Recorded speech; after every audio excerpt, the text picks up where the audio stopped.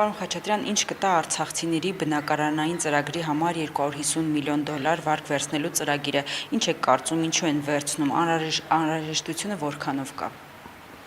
Ակնհայտ է, որ արցախցիները, ովքեր բռնի տեղահանության են ենթարկվել, էթնիկ զտման եւ ցեղասպանության են ենթարկվել, Հայաստանում բնակվելու իրավունք ունեն եւ Հայաստանում բնակվելու հարց ունեն։ Օգնությունը, որը կառավարությունը տրամադրում է, բավարար չի եղել եւ արցախցիների սոցիալ-տնտեսական կարիքները մնում են մեծապես չլուծված։ Այս առումով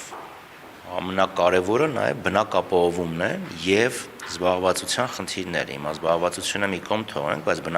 բնակապահովման խնդիրը շատ կարևոր է։ Ուղղակի մի հարց կա, որ դեռևս ես չեմ լսել, որ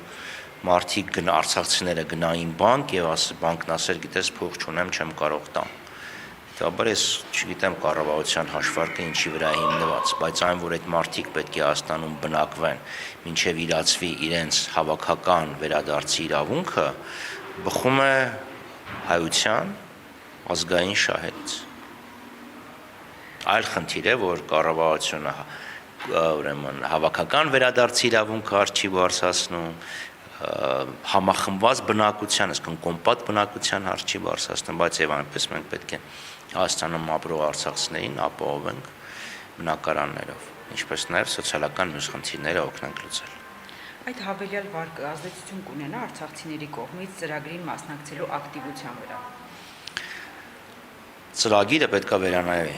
պատահական չի, որ մասնակցության աստիճանը դեռևս բավարար չէ, եւ դրա համար ես կոչ արեցի կառավարության ներկայացուցչին սերտորեն համագործակցել Արցախի Հանրապետության իշխանությունների հետ, որպեսզի ծրագիրը բարելավեն եւ որպեսզի մասնակցության աստիճանը բարձրանա։ Որն է ամենամեծ խնդիրը, որ արցախցիների հետ պահում են ծրագրին, արցախցիներին հետ է պահում ծրագրին չմասնակցելուց։ Աշխատանք, բնակարան, երկընտրանքը, որովհետեւ այն տեղերում, քաղաքներում Երևանին մոտ, որտեղ զբաղվածության հարցը մի քիչ ավելի բարվոք է, հատկացվող գումարը ավելի ցածր է։ Այնտեղ, որտեղ գումարը հատկացվում է, օրինակ, չգիտեմ, մարզերում Երևանից հեռու, Դիցուք Սյունիքի մարզ, այստեղ 5 միլիոն է հատկացվում, բայց զբաղվածության խնդիր կա։ Գյուղատնտեսության բնագավառման մարդիկ հող չունեն արդեն խնդիրը, մյուսը ոչ գյուղատնտեսական աշխատատեղեր համարյա չկան, հետևաբար գումարը, որ հատկացում, ասում են, լավ, ես Երևանում, ենթադրենք, չգիտեմ, Ավանում 3 միլիոն 5 հոգյանոց ընտանիք է, 15 միլիոն դրամ վերցնենք, հետո դիմենք բանկ, բանկից վերցնենք հիպոթեք, այդքան չեն կարողանա, թանկ է, հետևաբար Երևանում տուն գնելու համար պայմանական եմ Երևան ասում, կարող է լինի նաև Աբովյան, այստեղ գումարն է քիչ, որը հատկացվում է, բայց աշխատանք կա։ Մարզերում Երևանից հեռու գումարն ավելի մեծ է, բայց աշխատանք չկա, այսինքն պետք է փորձել ճիշտ բալանսավորել այս խնդիրը։